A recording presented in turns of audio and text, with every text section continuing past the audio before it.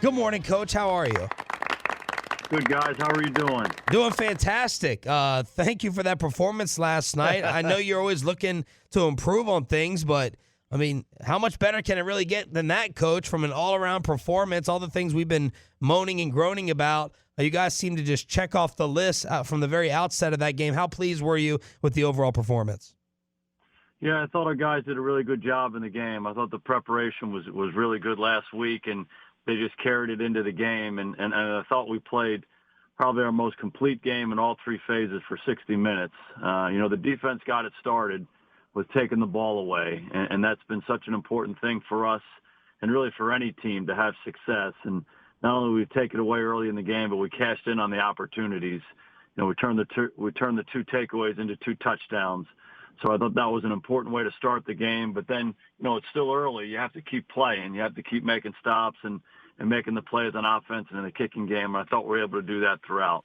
Coach, we always attribute turnovers to a little bit of a luck factor of like getting that right bounce. There was a bad throw from the quarterback. Whatever. Yeah, and other people are like, well, you just got to work on it more, which obviously you guys do. How much of it is sometimes that right bounce, or do you say we're going to work so much more on forcing turnovers this week?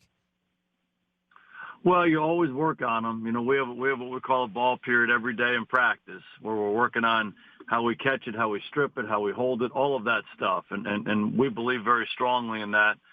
It's really important to keep it on the forefront of your mind.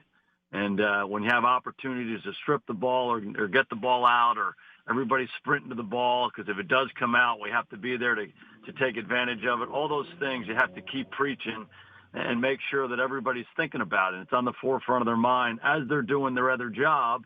This is a very important part of the game. And, I thought our guys made some big hits in the game. I thought we were around the quarterback. I thought we harassed them, made them a little bit uncomfortable. And when you do that, I think that the turnovers, there's a greater opportunity to take advantage of them. And I thought our guys did that really throughout the game. Coach, you talked about a good week of prep, and Dak last week said, hey, we need to make sure that we're all preparing and working hard. Did you notice any increase in prep or intensity level leading up to this one, or an increase in intensity in the game? Not really. Our guys come to work every day. We got a great group of guys, and they really love football and they care about football. But, when you have a little bit of a tough stretch, you just got to make sure that you're on the screws on everything. And our guys really made a strong commitment to do that. I think we're a really good practice team. I think we play with really good intensity. But again, we had to simply do better in every part of the game, coaches, players, everybody. And so you keep emphasizing those kinds of things. And again, I thought our guys did a really good job practicing and playing with a very clear mind. What's happened before up to this point in the season is irrelevant. It's what we need to do now. And again, I thought the preparation and how we played was pretty darn good. And Jason, what about the want to and the desire and the toughness of these guys who all played while banged up? I've been saying Britt Brown deserves a game ball, but to have the tackles and Amari and everyone else who played, what does that say about those guys? And did it surprise you that they were able to get out there and play like they did? Well, our training staff does an outstanding job. There's no question about that, and they deserve a ton of the credit. The guys also deserve a tremendous amount of credit. And you said it. It's the mental toughness, it's the physical toughness, it's the want to, and just get out there, do whatever you can each day to rehab and get yourself better. And then when you have an opportunity to come play and fight through it. And each of those guys did, and that gave us a big lift. I do think the guys who played in their absence the last couple of weeks, did a good job for us. They scratched, clawed, and fought hard with their opportunity, and they'll be better for it, and we'll be better as a team for it. So you have to learn to grow from these experiences, and I thought we did as a team. Jason Garrett joined us here on 105 through the Fan. Eagles coach Doug Peterson said, we're going to go down there, we're going to win this football game. How do you view bulletin board material? I know you guys kind of stay insulated and don't listen to the outside noise, but is that something you can use, or do you think it's kind of more overrated? Yeah, I think it's pretty irrelevant, to be honest with you. We play our best, and we lock in on us, and we lock in on each day of preparation, and then focus on the task at hand. And those are things that we try to preach to our team, when things are going well and when you're having some adversity. And And I think it's when we all function best in life. When we focus on what we need to do to be our best, to coach our best, to play our best, to be our best as a team. And that's something we try to instill in our team. Coach, on the TV broadcast, they said in some moments of adversity that you'll get on the phone with a Coach K or a Nick Saban. Did you talk to any of those guys or have any, we all need to vent besides to our loved ones. Did you have any of those conversations recently with any of your mentors? I haven't spoken to those guys recently. They've been great resources for me really throughout my career. They're good friends, and they've always been very generous. But I haven't spoken to any of those guys recently. But they've been great resources for me in the past. Jason Garrett here on 105.3 The Fan. How are things? Is this the right timing for a bye, Coach, injury-wise? How are you guys feeling about Leighton Vander Esch and Robert Quinn or anything else you're nursing?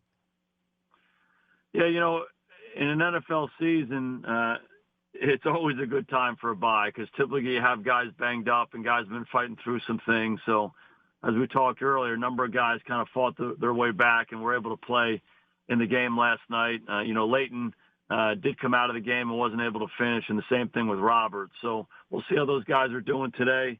We'll give everybody else a chance to heal up the next 10 days or so and then get back to work.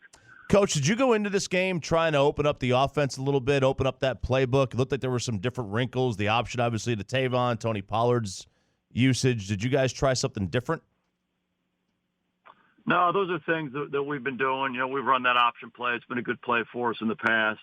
Thought those guys did a great job executing that. And, Tony's been a good player for us since we've gotten him. He's played some snaps. So, we always try to get him out there, throughout the game. Sometimes you have more opportunities to do that, but he's typically taken advantage of them. We like what he's done so far.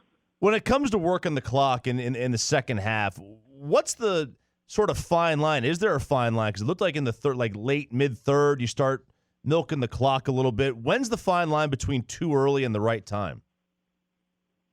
Well, I think it's important to stay aggressive really throughout the game. I think that's what all the best teams are able to do. But you certainly have to start to understand how you win the game at some point. And when you're up by 2 or 3 scores as the game goes on, you better make sure that you are taking some time off of that clock. And you do that by running the ball, but you also do that by just handling the mechanics of the game. Without losing your rhythm, you want to take a little bit more time between plays. And that's the tricky part. You don't want to say, okay, this is all about the clock. It's not. If you go 3 and out, you're giving them opportunities. So you have to keep moving the ball. You have to keep making first downs, but at the same time, you want to bleed that clock a little bit as the game goes on. Coach, it looked like Dak was pretty fantastic. I can only think of like 1 or 2 throws that may have been behind a receiver. He was coming off a week in which he had gotten beaten up. What did you think of Dak's game last night? Oh, I thought he played really well. I thought he had really good command of what we're doing and just handled all the different situations very well. Very good in situational football. Made good decisions throughout the game, good throws, made plays with his feet. I just thought he had really good command. There probably were a couple throws that he'd love to have back, but, that's every game. That's every game for every quarterback since the beginning of time. So he'll learn from those experiences and hopefully keep getting better. After the game, Dak and Tank said, hey, if we can get this type of crowd, will be very hard to beat in Arlington. What did you think of the crowd, Coach? And was it a little extra amped up with everything that went into last night? Oh, I thought the crowd was incredible. We have the greatest stadium in the world. We have the greatest fans in the world. And they've always been so great for us. And their energy and their juice last night was incredible. And, I do think having some early success, we gave them some reasons to cheer. When you take the ball away and you cash it in, you take it away and you cash it in, it kind of ramps them up even more. But they were a huge part of that win last night, and we're very appreciative of it. Coach Urban Meyer, former coach, Ohio State, Florida, Utah, Bowling Green, said the Cowboys job hugely coveted. If he was offered it, he'd absolutely consider it. As the sitting coach, what do you think when you hear someone essentially apply for your job? I don't really think much about anything like that. I really just kind of focus on doing my job as well as I can do it each day. And fortunate to have the group of coaches we have and the group of guys we have who come to work and work hard every day. And that's really where my attention is. Coach, the thing I admire about you the most is I really do think you don't let the outside stuff get to you, and you try to have your coaches, your players, and your team do the same thing. With all the noise and all the drama and all the hot seat stuff, like, what is your trick? Like, how do you just stay normal? And more importantly, how do you get your other guys to stay normal? It's like a psychological miracle that you're able to pull off in these tough times. Yeah, again, I mean, it's pretty simple. We just focus on us and what we need to do each day. And you know, I don't know about outside noise. We eliminate the noise. We focus on what we need to do to be the best coaches and players we can be. And, you know, it's really in any walk of life. There's a lot of distraction out there. Sometimes there's a lot of positive noise. You have to eliminate that too. Sometimes there's negative noise. You just move on. You keep going and you try to be your best each and every day. And, you know, it's just always something that we believed in, and the best players, coaches, and teams do it, and they do it better than everybody else. Have you ever been or touched any form of social media? I don't know what that means. I mean, have you ever looked on any of that stuff? Have you ever looked at a Facebook page, seen a Twitter account? I have not. I have not. All right, well, that's a good thing. There you go. All right, Coach. Last thing for you: what will you allow yourself to do to get away during the bye week? One thing. Well, we're going to get away. We'll get away over the weekend. So my wife and I haven't come up with our plan yet, but we'll figure that out here in the next couple of days. And we'll, you know, we're going to work this week through Thursday. We'll have practice on Wednesday and Thursday with our guys, and then everybody needs to get away and get refreshed and recharged. So hopefully there's a body of water somewhere and some sand that we can get into a little bit and come back ready to go. We can have another Oxnard moment that I'm sure. Oh, yeah, just swimming in the Pacific Ocean doing laps. What was that bar? The Rudder Room. Coach, do you remember it's all the media degenerates sitting in the sand, and you're coming out to be active and going in the water to go swim in some of the colder waters, and you just gave us a look like, You guys, I'm out here swimming in the Pacific, and you guys are drinking on a beach. Yeah, like bums. Yeah, you got to get in the water. You got to get in the water. You guys are having a few lemonades. I saw you. Coach, enjoy some lemonade yourself. Congratulations on the amazing game. Thank you for the time, and we'll talk to you next week. Okay, guys. I always enjoy it. Take care.